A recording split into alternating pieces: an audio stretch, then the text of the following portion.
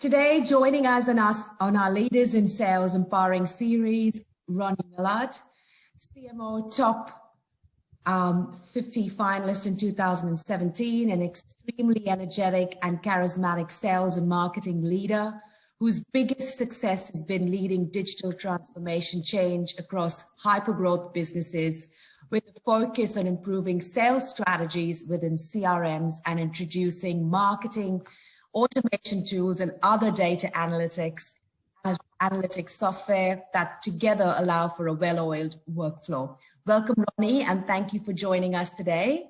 Hey, Raina, thanks for having me.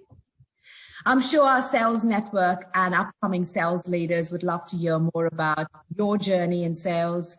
What has been your stimulus to success, a little bit about your sales career and what keeps you in sales, especially in this very turmoil and unpredictable time? Yeah, great question. I think it's all about attitude.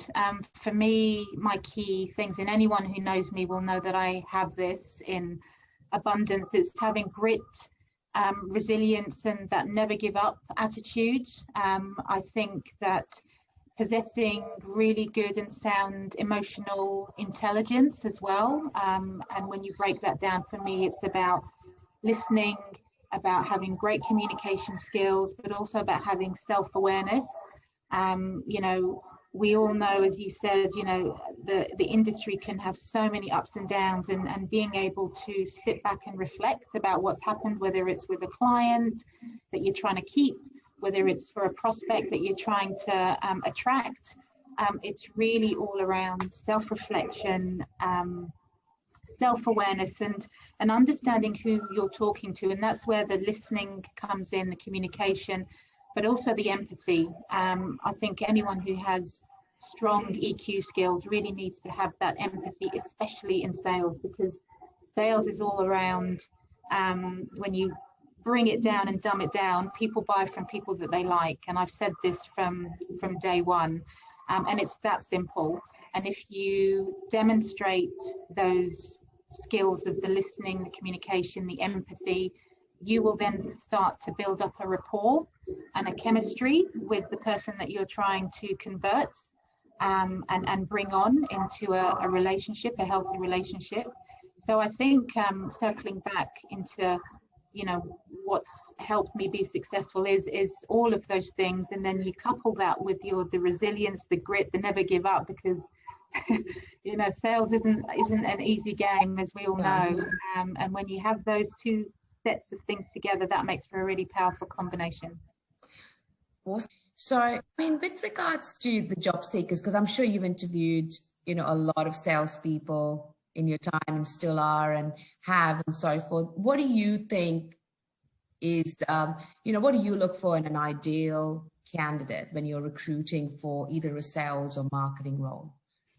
It's always authenticity and just being genuine. I am, in terms of my values, my moral compass, the things that mean the most to me are having somebody who, when they are invested, they're invested and they go above and beyond. So I'm not one to carry passengers. And I think somebody with a good work ethic who has that passion and who is excited by what they're about to become part of in terms of the company culture, and just bringing their true, honest self in every day, because then that builds up loyalty. And I think it's important, depending on where one works when they are recruiting, is understanding the company values of the place that they're working in. Because when you hire somebody, you'll want to hire somebody who resonates with the values of that company that they're working for. And there needs to be an alignment, otherwise you get disengagement. So there are some companies I've worked for where fast pace, going above and beyond, always doing your personal best. And those are things that, resonate with me deeply. So I'm looking for somebody who's got that, got that little... Factor. Oh, yeah, I just love that. The X factor, somebody, because, when they've got the X factor, there's, the creative thinking comes out. They never give up, all those things that we talked about when you first asked me, what has made me successful. And it's that grit, that perseverance, that resilience. That's what I look for. Not that, you know, you want to hire people who are exactly like you. You need to have different personalities and different profiles to make a holistic team work. But I guess it's just the SAS type. Let's keep going. You know, if you hire attitude or skill, I think that's the number one, right? I mean, in sales. But I mean, I still find, though, having, you know, explored the market myself as a headhunter and sales recruiter, is that, you know, businesses still can take a very, I mean, I think it comes down to, are you really a sales leader that's willing to invest time to bring that individual up to speed? Yes, they may not be able to hit the ground running, but are you looking beyond that? So I think it's great to see that, you know, from your perspective, Roni, that you would look for the individual with the X factor. So if you had two resumes, one where one's coming from a direct competitor and the other one, you know, just has that X factor,